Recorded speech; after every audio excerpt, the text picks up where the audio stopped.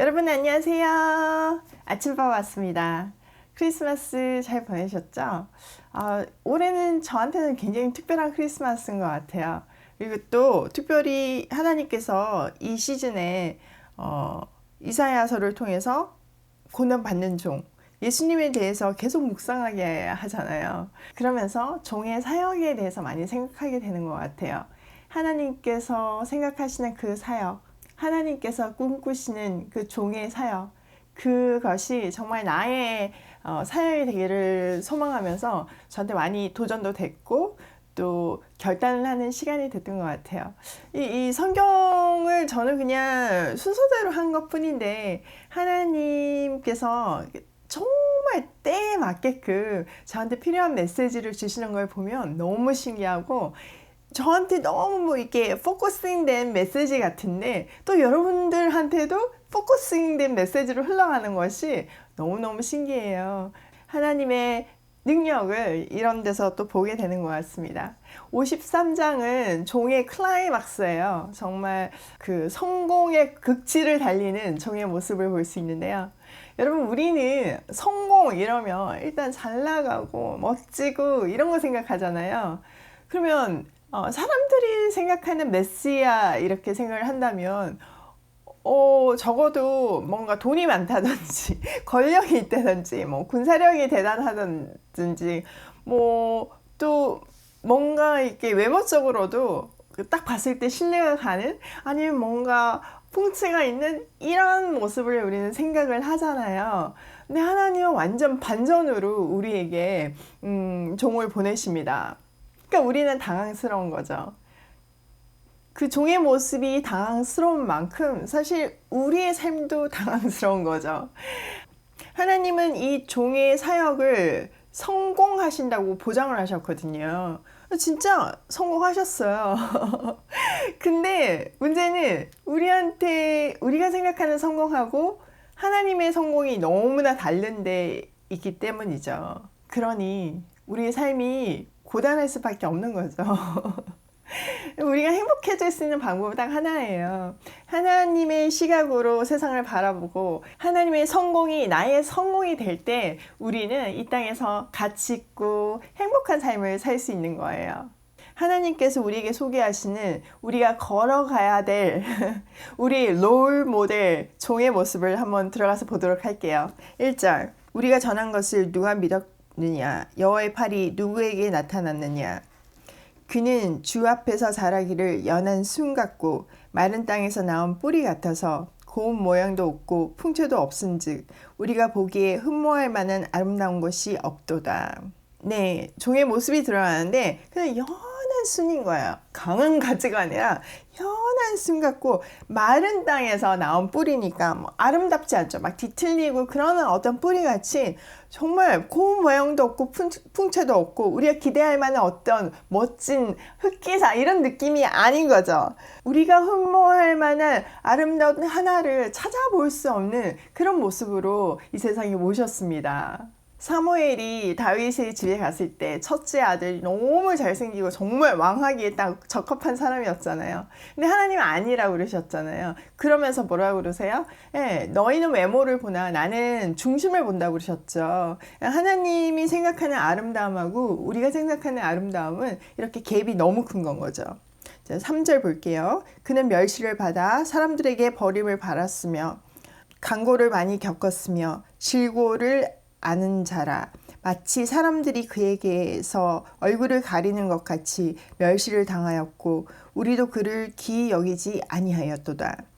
이렇게 천한 모습으로 이렇게 연약한 모습으로 흠모할 것이 하나도 없는 모습으로 오셨으니까 사람들이 멸시하는 거예요.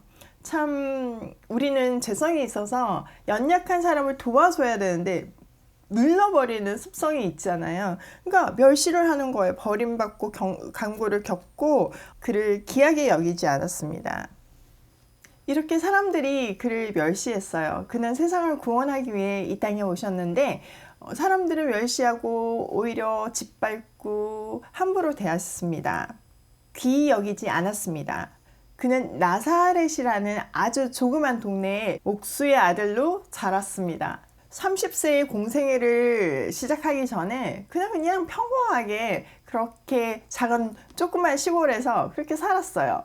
공생애를 시작하면서 병자를 고치고 눈먼 사람이 눈을 뜨고 들리지 않는 사람이 들을 때 그게 메시아의 사인이었잖아요. 그래서 사람들이 그가 그임을 알아야 되는데 그의 외모와 스펙이 자기네들 생각하는 거랑 너무 틀리니까 계속 의심하고 핍박했습니다. 그가 오병이어의 기적을 행했을 때 사람들은 그때서야 관심을 가졌어요. 왜냐하면은 경제 문제를 풀어주잖아요. 정말 우리를 경제에서 구원해주고 이거 로마에서 구원해줄 사람이 이 사람이 아닌가? 이러면서 막 군중이 엄청 몰렸잖아요. 그런데 어떻게 하셨어요? 네, 그 기적이 행한 뒤에 살과 피에 대해서 얘기하셨어요. 사람들은 막 이 여세를 몰아서 막 사람들이 다 몰렸잖아요. 이 인기를 모아서 이때 로마에서 독립을 해야 되는데 살과 피 나는 죽는다 막 이런 얘기를 하니까 떠나기 시작했어요. 자기네들이 생각하는 메시아의 상하고 이 메시아는 완전히 달랐기 때문이죠. 그때 많은 제자들이 떠났습니다. 그리고 결국은 로마 법정에 서게 되는 거죠. 그때에는 진짜 친한 측근들, 최측근의 베드로부터 그냥 모든 사람이 떠났어요. 그들이 생각하는 어떤 기대감을 상실했기 때문에 또 메시아를 깨닫지 못했기 때문에 그랬던 건 거예요. 사실 조금만 자세히 보면 그렇게 그들이 붙잡고 있던 이사야의 예언이 너무 신실하게 성취되고 있는 건데 그들이 생각하는 메시아의 상이 너무 강력하게 있기 때문에 그들이 생각이 변하지 않았던 건 거예요. 결국 이사야의 예언대로 그는 멸시를 당했고 버림을 받았고 죽임을 당했습니다. 왜? 우리의 죄를 대속하기 위해. 자, 조금 더 들어가서 볼게요. 4절 그는 실로 우리의 질고를 지고 우리의 슬픔을 당하였거늘 우리는 생각하기를 그는 징벌받아 하나님께 맞으며 고난을 당한다 하였노라. 예수님은 우리의 죄를 떠안고 고난을 당하는데 사람들은 뭐라고 생각했냐면 벌 받을 만해. 그러니까 하나님한테 맞으면서 고난 당하는 거야. 이렇게 얘기하는 건 거죠.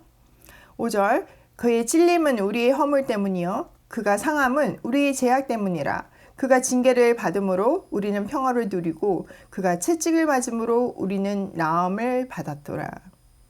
네, 그의 찔림, 십자가에서의 찔림을 너무나 정확하게 얘기하고 있는 거죠. 그가 찔림은 그의 죄 때문이 아니라 우리의 허물 때문이요. 그가 상함은 우리의 죄악 때문이라는 거죠. 그가 징계를 받고 고난을 받음으로써 우리는 평화를 얻었고 그가 채찍을 맞음으로 우리는 나음을 받았습니다.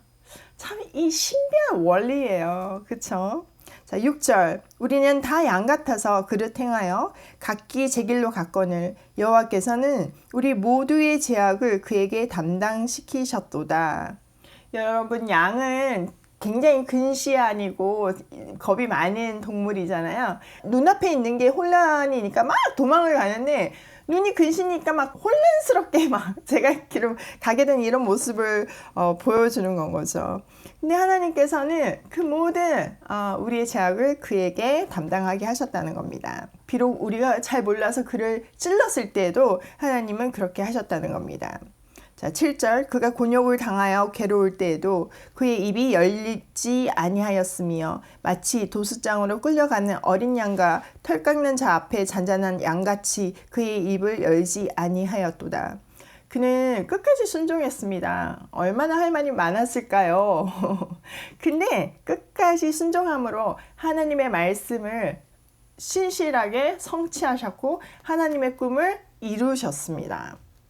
실제로 그가 법정에서 말을 하지 않죠.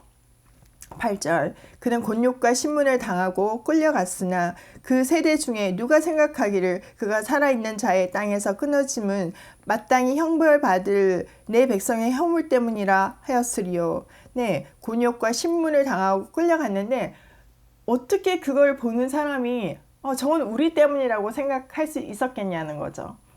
어려운 얘기인 건 거죠. 결국 그의 죽으심으로 우리는 하나님과 연합할 수 있게 된 건 거예요.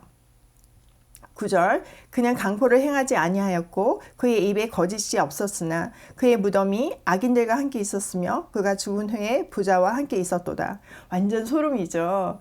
예수님께서 죽고 나서 아리마대 사람 요셉의 무덤에 장사되었잖아요. 갑자기 죽었잖아요. 그 법정이 갑자기 이렇게 세워지고 밤샘 법정이죠. 그러니까 그걸 굉장히 불법적으로 법정이 섰고 가짜 증인들이 세워져서 갑자기 돌아가신 건 거잖아요. 그러니까 뭐 장사 지낼 준비가 안 되어 있는데 아리마대 사람 요셉이 목숨을 걸고 자기를 위해서 준비해 놓은 그 무덤을 두잖아요. 근데 그게 이 이사야의 예언을 성취할 것이라고는 아마 상상도 못했을 것입니다. 놀랍죠. 그러니까 하나님의 말씀은 뭐 1000년이 지나도 2000년이 지나도 3000년이 지나도 신실하게 이어져 간다는 거예요. 성취된다는 거예요. 근데 우리는 고작 해봐야 100년을 사니 어떻게 그 시야를 어떻게 그 계획을 깨달을 수 있을까요? 그냥 못 깨닫는 거죠. 그러니까 맨날 딴소리하고 맨날 실망하고 이러는 건 거죠. 하나님의 그 원대한 계획을 볼 수만 있다면 우리가 이렇게 좌절하지 않을 텐데 너무 안타까운 거죠.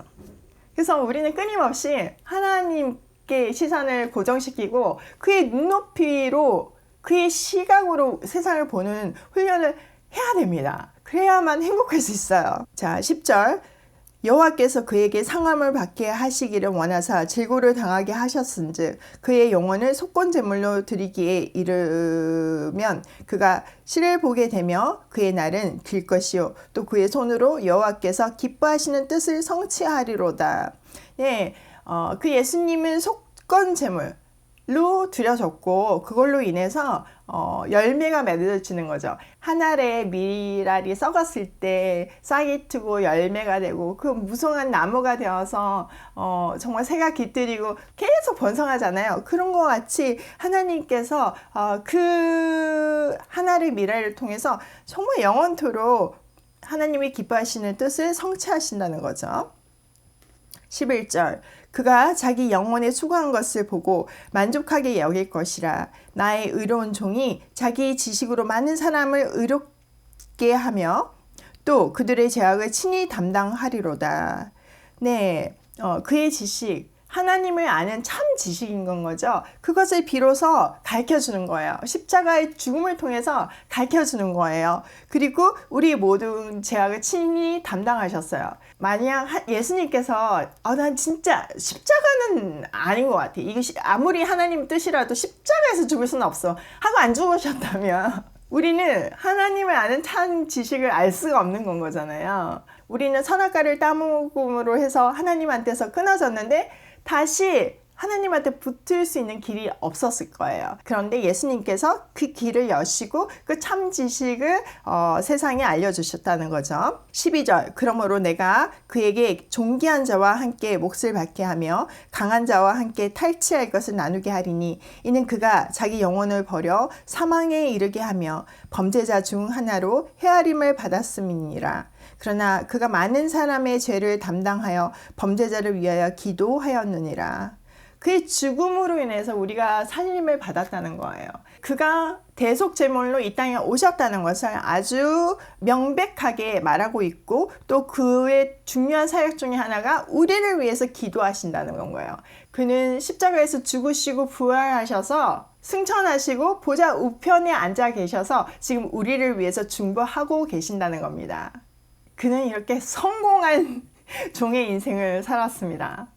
연약한 모습으로 오셔서 죄도 없이 십자가에서 죽으심으로 위대한 사역을 완성하셨습니다. 하나님의 시각과 하나님의 성공과 우리의 시각과 우리의 성공이 얼마나 틀린지를 딱 집어서 보여주는 본문입니다. 내가 가장 약할 때 하나님은 가장 강하게 역사하십니다. 우리는 그걸 알면서도 약할 때가 되면 실망하거나 투덜거리기가 일쑤이죠. 그런데 우리는 이 본문을 통해서 다시 깨달아야 됩니다. 내가 날마다 십자가에서 죽을 때 하나님은 그런 나를 통해서 세상을 구원하시는 겁니다. 우리의 성공의 패러다임이 새롭게 되어야 합니다. 날마다 나는 십자가에서 죽지만 또 그 십자가를 의지해서 살아내는 내가 원하는 삶이 아니라 하나님이 원하는 삶을 살아내는 정말 이 신비함이 우리 삶에 있는 것입니다. 그 깊은 경지에서 살고 싶습니다. 오늘 새벽에는 왠지 무림의 고수에게 수천 년 전부터 보관되어 오던 비서를 건네받은 느낌입니다. 오늘도 그 놀라운 비밀을 내 삶에 적용하면서 또 전하면서 고고싱입니다.